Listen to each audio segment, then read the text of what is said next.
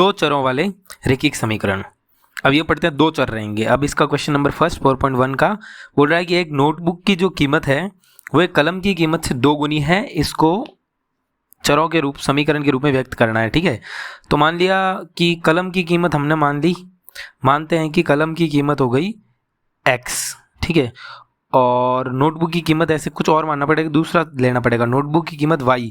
अब जो y हो जाएगी तो y इक्वल टू 2x हो जाएगा ना, y इक्वल टू 2x। ठीक है ना, क्योंकि 2 इंटू एक्स, 2 इंटू कलम की कीमत।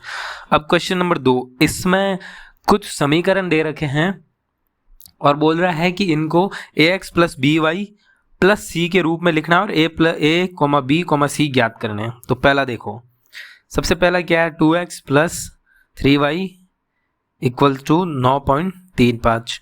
अब देखो पहले तो इसको 9.35 को इधर लाते हैं, 3x 2x प्लस 3y और इधर आके माइनस का 9.35 बराबर 0। अब देखो इसकी तुलना करेंगे, ax plus b y plus c. ax plus b y plus c ये क्या होता है, एक जनरल दो चरों के अंदर कोई भी समीकरण ऐसे रहती है, कोई भी है ना, तो एक क्या होगा, x का गुणांक बी वाई का गुणांक और सी अचर। तो यहाँ पे x का गुणांक है a बराबर 2 और y का गुणांक है b बराबर 3 और अचर है 9.35, वो भी माइनस का, c भी आ गया। ऐसे ही दूसरा देखो, दूसरा है कि x माइनस वाई बटा 10 माइनस 10। तो यहाँ पे पहले तो क्या करेंगे, 10 एलसीएम लेंगे और यह कुछ नहीं है तो अपॉन में 1।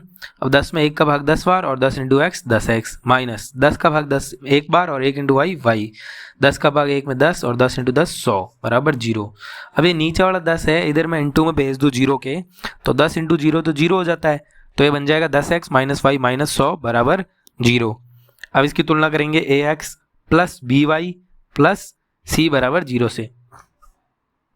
तो देखो x का गुणांक a, तो a कितना आ जाएगा 10 और b देखो b कितना है, y के गुणांक -1 है ना गुणांक, तो -1 और c कितना आ रहा है यहाँ पे अचर माइनस का 100। अब ये माइनस का 100 है, प्लस का 100 नहीं, -100 भी, माइनस भी लिखना जरूरी है। अब क्वेश्चन नंबर थर्ड क्या है, -2x plus 3y equals to 6। तो पहले तो 6 को इधर लाएंगे, -2x प्लस 3y और ये प्लस का 6 इधर आके माइनस का 6 बराबर 0।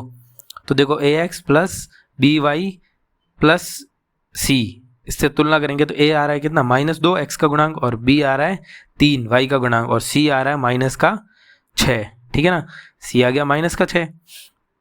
अब ऐसे ही क्वेश्चन नंबर फोर्थ देखो, फोर्थ क्या है इसके अंदर, मतलब इसी का fourth part, x equal to 3y। अब तो ये तो और भी आसान है, देखो x माइनस 3y बराबर 0। अब इसमें एक चीज़ बहुत ध्यान रखनी है, इसकी तुलना जब इससे करेंगे, देखो ये क्या करी हमने, तुलना करी है, मतलब बोले तो कंपेरिजन करा है, कंपेयर करा है ना, किससे करा है कि ax plus b y plus c equal to 0 से। अब उसकी तुलना करो, x की गुणा में कुछ नहीं 1 है तो a बराबर 1।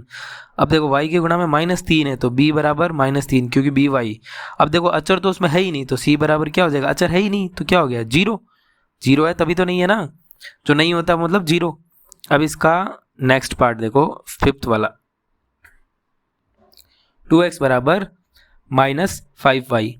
तो अब इधर लाएंगे पहले -5y को, 2x प्लस का 5y हो जाएगा इक्वल टू 0। अब सेम इसमें भी अचर देखो 0 आ रहा है, तो इसकी तुलना करेंगे ax plus b y plus c equal to 0 से। तो a यहाँ से कितना आ रहा है, a हमारा आ रहा है 2 और b कितना आ गया हमारे पास, प्लस का 5 y की 5 y का गुणांक है ना, और c देखो अचर है ना, जैसे पिछली बार में 0 था यहाँ भी अचर 0 है तो c 0। अब ऐसे ही सिक्स्थ क्वेश्चन देखो क्या हो जाएगा, 3x प्लस 2 इक्वल टू 0। तो इसकी तुलना कर देते हैं डायरेक्ट, सारे इधर ही है पद, सबसे पहला क्या करना है, सारे पद इधर लाना है। तो x plus b y plus c equal to 0। अब तुलना करो, x का गुणांक कितना है 3 तो a बराबर 3। y का गुणांक देखो, y दिख ही नहीं रहा है तो y का गुणांक कितना होगा 0। 0 को y से गुणा करेंगे तो तभी तो 0 आया होगा ना। अब अचर है c बराबर अचर कितना है 2, तो ये आंसर। अब ऐसे ही इसी का सेवंथ पार्ट है ना, सेवंथ पार्ट देखो क्या गिवन है, -y माइनस 2 बराबर 0। तो बस डायरेक्ट तुलना करते हैं, सारे पद इधर ही already, plus b y plus c equal to 0। अब देखो तुलना कर रहे हैं, x का गुणांक इसमें ऑलरेडी कितना है 0, सॉरी a 0 है ना यहाँ पे, ठीक है।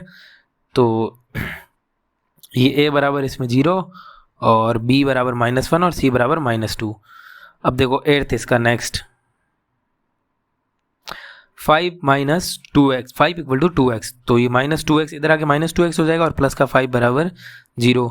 तो इसकी तुलना करेंगे ax plus by plus c बराबर 0। तो तुलना करने पे a हमारा कितना आ गया -2 और b हमारा आ गया 0 और c देखो c कितना आ रहा है 5 है ना, अचर है ना, c 5 आ गया आंसर। तो ये 4.1 जो है आपके सॉरी एक्सरसाइज 4.1 जो है वो फिनिश हो चुकी है ना। अब लेते हैं exercise 4.2 exercise 4.2। Question first question हमें क्या कह रहा है कि y = 3x + 5, इसके कितने हल हो सकते हैं। एक हल होगा अद्वितीय, मतलब कि सिर्फ जिसका एक हल हो, या फिर दो हल होंगे, या इनफाइनाइट हल होंगे।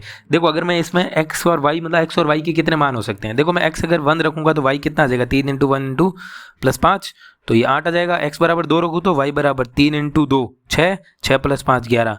ऐसी x बराबर मैं अगर 0 रखूँ तो 3 × 0 0 और प्लस का 5, y बराबर 5। तो ऐसे तो ये 3 हल हुए, ऐसे बहुत सारे और हल हो सकते हैं। x का मान रखता जाऊँ y का कुछ न कुछ आएगा, तो ऐसे अनलिमिटेड मान होंगे, कुछ भी इनफाइनाइट बहुत सारे मान आएंगे इसके। तो इसका आंसर क्या आएगा, अपरिमित रूप से इसके अनेक हल है, अनेक हल है, बहुत सारे इनफाइनाइट, बहुत सारे x और y की वैल्यूज हो सकती है। मतलब क्या हो गया, इसके इनफाइनाइट सॉल्यूशंस है। अब इसका question number 2, so question number 2 देखते हैं।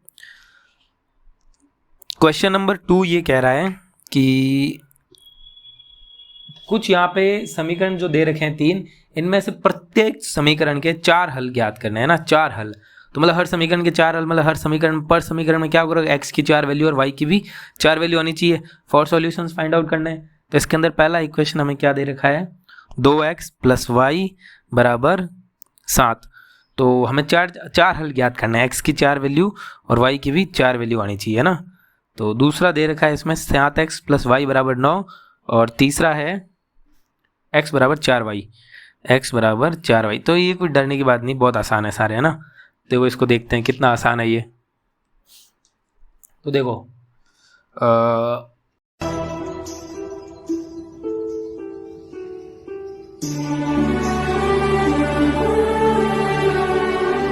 इसका फर्स्ट देखते हैं ना।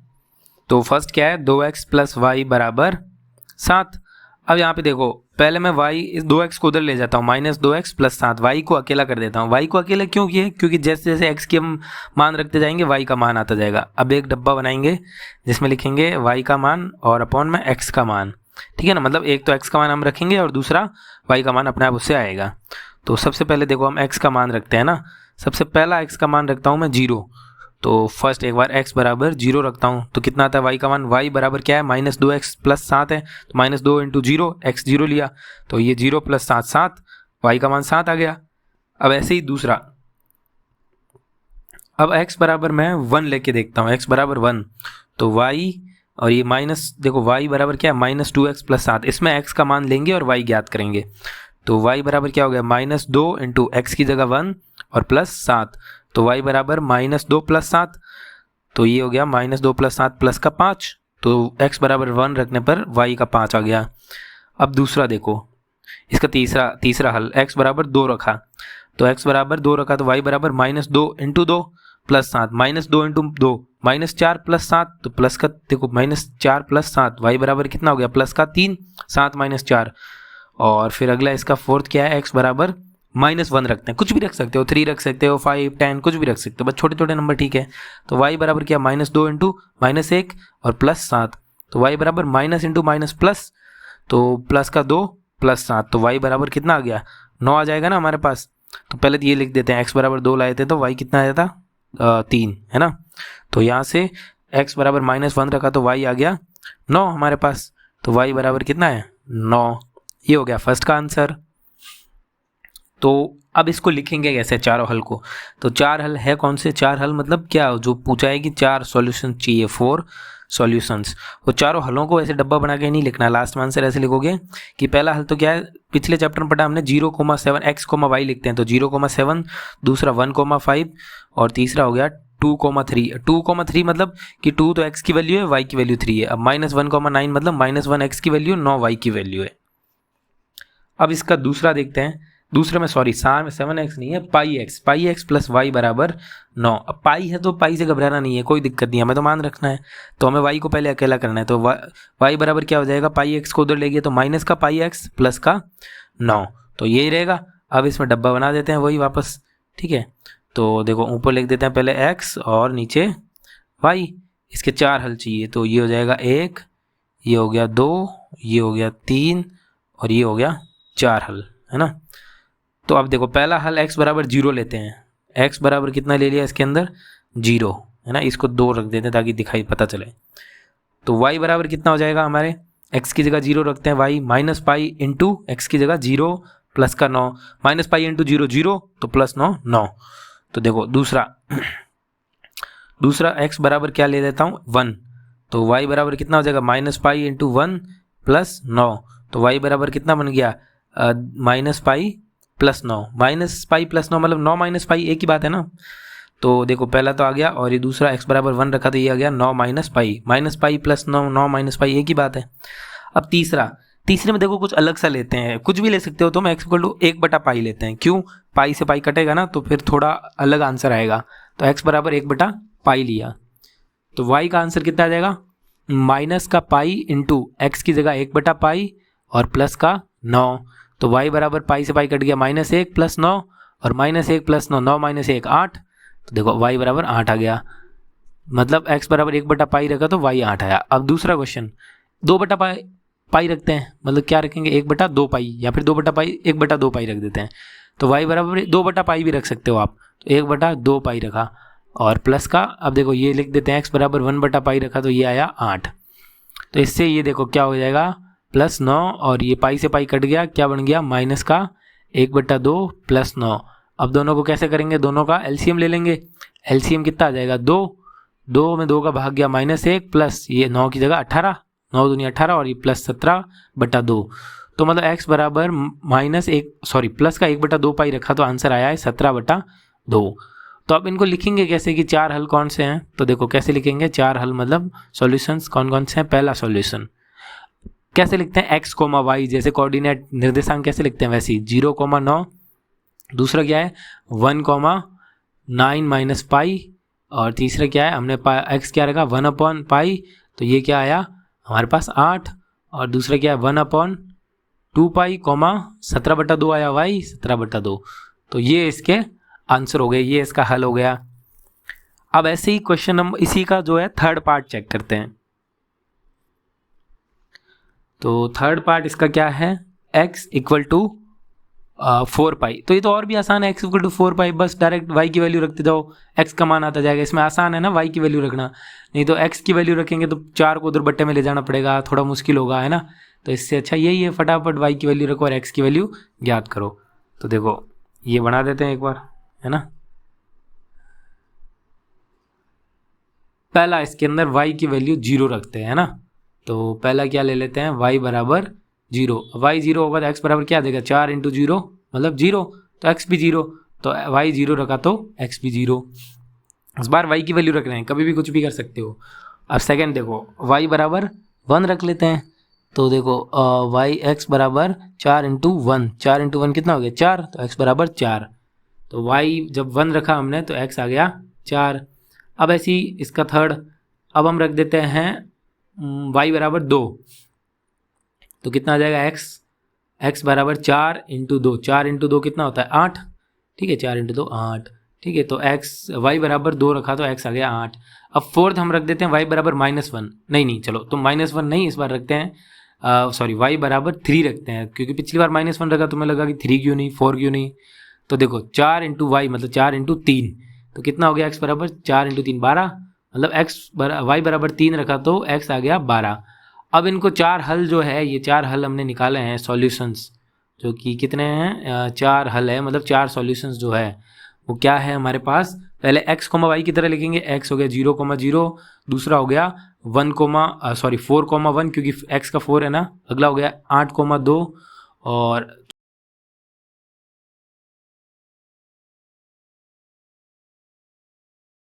क्वेश्चन नंबर 3 करेंगे। अब इसमें दे रखा है कि x minus 2y equal to 4 है। तो इसमें ये बताना है कि इसमें जो सॉल्यूशन दे रखे हैं कौन सा इसका हल है कौन सा नहीं। तो पहला क्या है 0,2।